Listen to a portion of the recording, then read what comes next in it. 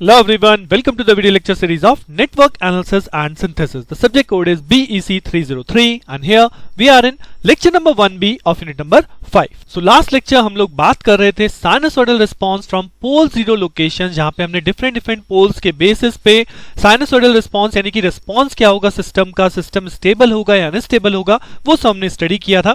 साथ ही साथ आप लोगों को क्वेश्चन किस तरह से बेस आ सकता है ऑन दिस टॉपिक वो भी हमने डिस्कस किया था। इन दिस लेक्चर इसी टॉपिक को कंटिन्यू करेंगे, जहां पे हम फिर से एक और प्रैक्टिस प्रॉब्लम के साथ सॉल्व करेंगे पोल जीरो डायग्राम बनाना और साथ ही रिस्पॉन्स को कैलकुलेट करना from the given transfer function. तो चलिए अपना लेक्चर स्टार्ट करते हैं on sinusoidal response from pole zero locations.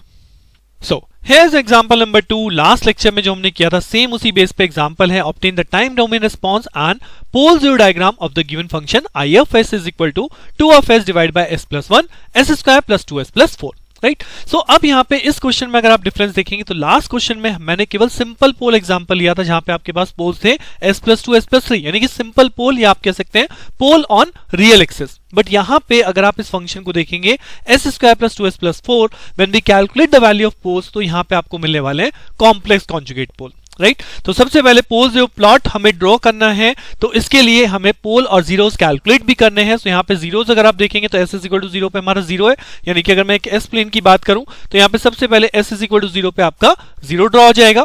After that s plus 1 is equal to 0 यानी s is equal to minus 1 पे पोल है, यानी कि माइनस 1 पे आपका यहाँ पे आ जाएगा एक पोल, यानी कि represented by cross. And after that ये जो आपका फैक्टर है s square plus 2s plus 4, अब आपको इसके फैक्टर कैलकुलेट करने नहीं, इसकी वैल्यू कैलकुलेट करनी है। सो इस फैक्टर को हम 0 पुट करेंगे, धराचार्य फॉर्मूला लगा सकते हैं जो कि कहता है minus B plus minus under root of B square minus 4ac divided by 2a। वहां से आप इसके फैक्टर कैलकुलेट कीजिए and you will find the value of the factor is -1 plus minus under root of 3j। That means जो आपका एक पोल की value है वो -1 plus under root of 3j और सेकंड पोल जो आपका लाई करेगा वो -1 minus of under root of 3j। So अगर हम -1 देखें तो -1 is this portion and under root of 3j अगर मैं कहीं यहाँ पे मान लूं अंडर रूट ऑफ 3 और यहाँ पे शो कर दूं माइनस ऑफ रूट 3, सो यहाँ पे हो जाएगा आपका this value, basically this is imaginary axis, तो this is under root of 3j and this is minus of under root of 3j। तो यहाँ पे इसके सामने रियल एक्सिस के सामने इमेजिनरी एक्सिस के सामने जो पॉइंट बनेगा, this point is basically represent -1 plus under root of 3j and similarly this point represent -1 and minus under root of 3j। Right, so this is basically pole zero diagram, जहां पे आपने poles location show कर दिए हैं as well as zero को भी show किया है। तो अगर आपके क्वेश्चन में पोल जीरो डायग्राम लिखा है then we have to first draw this pole zero diagram. Now after this pole zero अब हमें बात करनी है इसके टाइम डोमेन रिस्पॉन्स की। जी हाँ, रिस्पॉन्स में हमें क्या कैलकुलेट करना होता है, सिंपली इनवर्स लाप्लास ट्रांसफॉर्म, और इनवर्स लाप्लास ट्रांसफॉर्म के यूज करने के लिए हम लोग करते हैं partial fraction. So partial fraction इस फंक्शन का कैसे करेंगे, अगर आप यहाँ पे देखेंगे ये फंक्शन है एक आपका सिंपल पोल है, but now this function contain multiple pole और you can say more than one pole, twice pole are there. So यहाँ पे पार्शियल का रूल क्या होता है, a upon s plus 1 first bracket plus bs plus c divide by s square plus 2s plus 4, because यहाँ पे जो आपका डिनोमिनेटर फैक्टर है ये दो पोल कंटेन कर रहा है, दो फैक्टर कंटेन कर रहा है, तो दैट्स वाई यहाँ पे दो वेरिएबल है bs plus c। Right, so I don't want to focus much more on this because Laplace inverse के अंदर आप पार्शियल फ्रैक्शन बहुत अच्छे से कर चुके हैं। सो आई होप ये फैक्टर आपको याद होगा और आप यहाँ पे नॉर्मली वीडियो को पॉज करके क्वेश्चन को भी सॉल्व खुद से करना चाहेंगे। So I will suggest you to solve the problem from here,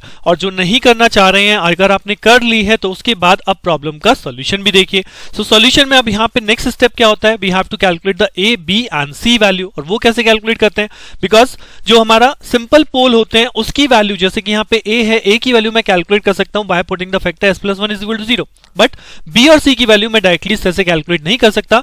so in this type of case मुझे कंपैरिजन करना ही पड़ेगा। दैट मींस सबसे पहले मुझे इक्वेशन यहाँ पे बनानी पड़ेगी, एलसीएम लेके 2s is equal to a multiply by s square plus 2s plus 4, factor इधर चला जाएगा and bs plus c multiplied by s plus 1, जिसको अगर हम फर्दर मल्टीप्लाई कर ले तो ये फंक्शन बन जाएगा twice of s is equal to s square into a plus twice of a into s plus 4 of a plus यहाँ पे आपका हो जाएगा bs square plus b of s plus c of s plus c। After that हम इसमें comparison start करते हैं। Highest power क्या है, हाईएस्ट पावर अगर आप राइट हैंड साइड पे देखेंगे s स्क्वायर है, so will compare starting with s square terms. s square term अगर आप कंपेयर करेंगे यहाँ पे है नहीं तो that will be 0। Left hand side पे अगर आप देखेंगे a है, a के बाद आपका b है, तो this is our first equation जो कि हमें कहती है a plus b is equal to 0। Similarly we will compare the s power terms यानी s to the power 1 power term, तो यहाँ पे लेफ्ट हैंड साइड पे अगर आप देखें तो यहाँ पे 2 आ जाएगा, राइट हैंड साइड पे अगर देखें तो s का कोफिशिएंट है यहाँ पे 2a, s का कोफिशिएंट है यहाँ पे प्लस b और s का कोफिशिएंट है यहाँ पे plus of c. So this is our second equation. And similarly the last term is s to the power 0. जी हाँ, हाईएस्ट टर्म से लेके लोवेस्ट ऑर्डर टर्म तक सारी की सारी टर्म्स कंपेयर की जाती हैं, तभी हमें इक्वेशंस मिलती है. और यहाँ पे आप देखो आपके पास कितने अननोन वेरिएबल हैं, वी हैव 3 अननोन वेरिएबल. सो यहाँ पे मिनिमम मुझे 3 इक्वेशन बनने वाली हैं. सो आप देख सकते हैं s to the power 0 term जैसे आप कंपेयर कराओगे तो लेफ्ट हैंड साइड पे क्या है, दैट इज 0, कोई टर्म नहीं है. बट राइट हैंड साइड पे power 0 term that is 4a. उसके बाद अगर आप टर्म ढूंढेंगे तो ये हो गई c, तो 4a प्लस c, ये हो गई हमारी थर्ड इक्वेशन. राइट, सो तीनों इक्वेशन आपके सामने हैं. अब मुझे abc की वैल्यू चाहिए. सो सिंपली a की वैल्यू मैं कैसे कैलकुलेट कर सकता हूं? अगर आप देखो यहाँ पे a के नीचे कैसा पोल है, सिंपल पोल है ना. सो अगर हम s plus 1 is equal to 0 put करेंगे, यानी s is equal to -1 in with where in this equation. So basically इस इक्वेशन के अंदर ये वाली जो आपके पास इक्वेशन है, इस इक्वेशन में s टेंड्स टू -1 रखें तो ये पार्ट हो जाएगा -2 इज इक्वल टू, यहाँ पे आपने s की जगह -1 पुट किया है, यानी ये हो जाएगा a प्लस यहाँ पे s की जगह -1 है तो ये हो जाएगा -2a. यहाँ पे s है ही नहीं तो ये है आपका प्लस ऑफ 4a. यहाँ पे s की जगह -1 है यानी ये हो जाएगा प्लस ऑफ b, ये हो जाएगा -b प्लस c और -c. राइट, क्योंकि s की जगह एक बार -1 है तो एक बनेगा -c, एक बनेगा प्लस c. सो बेसिकली आप देखो c कैंसिल आउट, b से b कैंसिल आउट, यहाँ पे आपका बन रहा है 5a minus 2a that is 3a.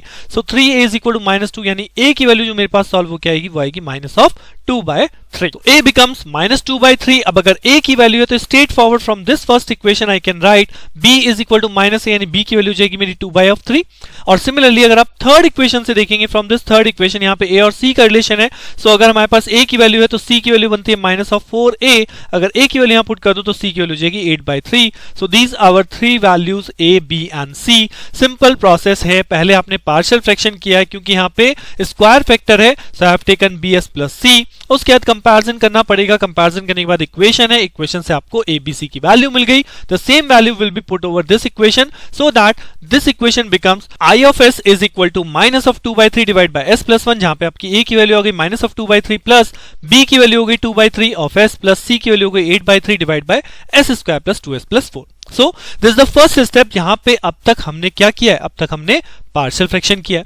अब पार्शियल के बाद अल्टीमेटली करते क्या, हम लाप्लास इनवर्स करते हैं so that we get the answer.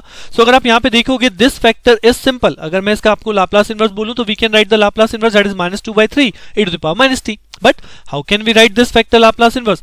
सो ये जो फैक्टर है इसका लाप्लास इनवर्स करने के लिए अब आपको लाप्लास के फॉर्मूले में ध्यान लगाना होगा कि कौन से फैक्टर्स होते हैं, कौन से लाप्लास है जिसमें नीचे s स्क्वायर की टर्म बनती है. जी हाँ, कॉस और साइन.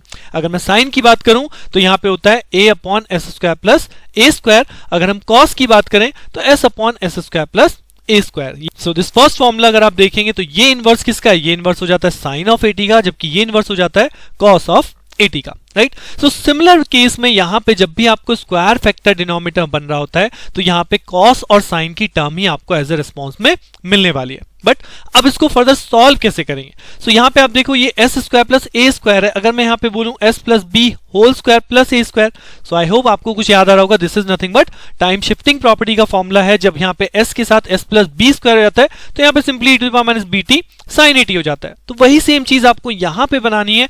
यहाँ पे इसे सॉल्व कैसे करूंगा, I will take the square form, यानी कि s स्क्वायर प्लस 2s को मैं परफेक्ट स्क्वायर में चेंज करूंगा. तो इसका फॉर्मूला होता है s प्लस 1, यानी कि जो s वाला फैक्टर है उसको आप हाफ कीजिए, s के साथ एड ऑन कर दीजिए और इसको होल स्क्वायर लिख दीजिए. राइट, सो s प्लस 1 होल स्क्वायर. अगर आप इसे एक्सपैंड करेंगे तो आपको क्या मिल रहा है, हमें s स्क्वायर मिलेगा, हमें 2s मिलेगा और हमें एक टर्म मिलेगी प्लस 1, यानी कि s स्क्वायर प्लस 2s जो टर्म थी वो मुझे यहाँ पे मिल रही है s प्लस 1 स्क्वायर, जिसमें मुझे एक टर्म एक्स्ट्रा मिल रही है वो है 1, यानी कि मुझे इसके साथ क्या करना पड़ेगा, -1 लिखना पड़ेगा. और उसके बाद ये जो फैक्टर है 4, ये यहाँ पे एज इट इज. सिमिलरली अगर आप ऊपर वाले पोर्शन को देखोगे तो मैं यहाँ 2/3 कॉमन कर सकता हूं and this factor become s plus 4 simply. और ये जो फैक्टर है ये एज इट इज चलेगा -2/3 divide by s plus 1. So now we got this equation. अब इसको अगर फर्दर सिंप्लीफाई करें तो हम क्या लिखेंगे, -2/3 of s plus 1 divide by s plus 1, ये तो एज इट इज प्लस. यहाँ पे अगर हम इसे ब्रेक कर लें क्या 2/3 और ये हो गया हमारा s प्लस 1, क्योंकि नीचे क्या है, नीचे s प्लस 1 है ना, तो ऊपर भी क्या फैक्टर बनाऊं s प्लस 1 प्लस 3, यानी मैंने इसे ब्रेक कर दिया, डिवाइडेड बाय नीचे वाले फैक्टर को आप देखो s प्लस 1 होल स्क्वायर, और यहां पे क्या बचेगा, यहां बचेगा प्लस 3, बट अल्टीमेटली मुझे डिनोमिनेटर कैसा बनाना है, मुझे डिनोमिनेटर बनाना है s plus b whole square plus a square, यानी जो दूसरी टर्म है वो भी कैसी होनी चाहिए, स्क्वायर। अब 3 को मैं स्क्वायर फॉर्म में कैसे लिखूं, तो मैं यहां पे लिखूंगा under root of 3 of square, right. So ultimately same वही चीज है, बट हमने डिनोमिनेटर को स्टैंडर्ड फॉर्म में क्रिएट कर दिया।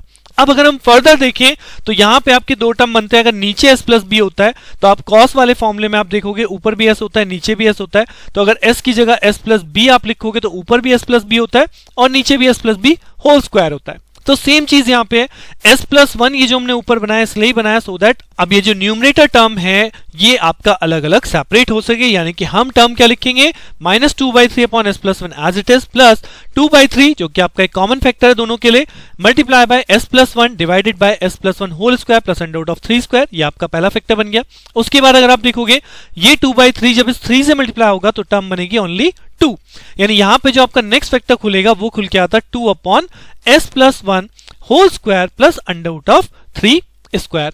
बट अब मुझे इसे फिर से स्टैंडर्ड फॉर्म में बनाना है, तो स्टैंडर्ड फॉर्म क्या कहती है, स्टैंडर्ड फॉर्म कहती है कि b upon s plus a whole square plus b square, यानी कि जो टर्म का स्क्वायर यहां पे है कांस्टेंट टर्म वही आपका ऊपर भी होना चाहिए। तो नीचे यहां पे क्या है, under root of 3, so under root of 3 ही ऊपर लाना है, तो मैंने क्या किया, अंडर रूट 3 से मल्टीप्लाई अंडर रूट 3 से डिवाइड। सो अल्टीमेटली ये जो आपका फैक्टर है जिसको हम डायरेक्टली पार्शियल फ्रैक्शन के बाद इनवर्स लाप्लास नहीं कर सकते, ऐसे केस में we have to form perfect square. Perfect square के बाद आपको डिनोमिनेटर को साइन या कोसाइन की टर्म में लेके जाना होता है, स्टैंडर्ड फॉर्म में लेके आना है, so that you will find this kind of equation, and once we get this equation, now अब इसका लाप्लास इनवर्स करना इजी है। स्टैंडर्ड फॉर्म में रखा है क्या, अगर हम लाप्लास इनवर्स लिखेंगे तो this first term shows the Laplace inverse -2/3 e to the power -t, so here -2/3 e to the power -t, after that the second term 2/3 is a constant factor, so यहाँ पे as it is है।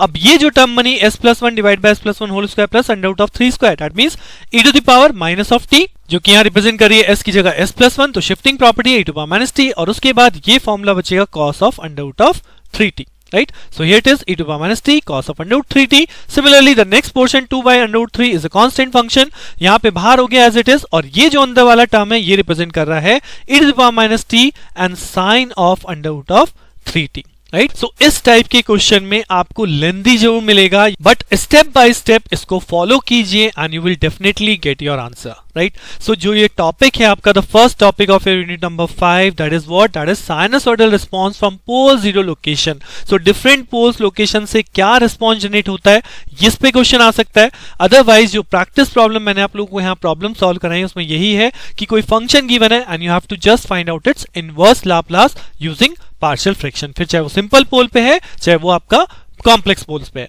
Right. So with this ये आपका topic complete होता है। Now in the next lecture हम इस unit के नेक्स्ट टॉपिक की बात करने वाले हैं, that is your convolution integral. जी हाँ, हमने लाप्लास ट्रांसफॉर्म वाले यूनिट में यानी यूनिट नंबर 3 में पढ़ा है लाप्लास डोमेन के अंदर की एक प्रॉपर्टी है कन्वोल्यूशन, बट वहां पे हम कन्वोल्यूशन कैलकुलेट करना सीखते हैं। यहाँ पे आप कन्वोल्यूशन इंटीग्रल की हेल्प से एक तरह से लाप्लास इनवर्स कैलकुलेट करेंगे, that comes under the important theorem convolution integral. So क्या होता है जानने के लिए मिलते हैं नेक्स्ट लेक्चर में, बने रहिए मेरे साथ। Thank you.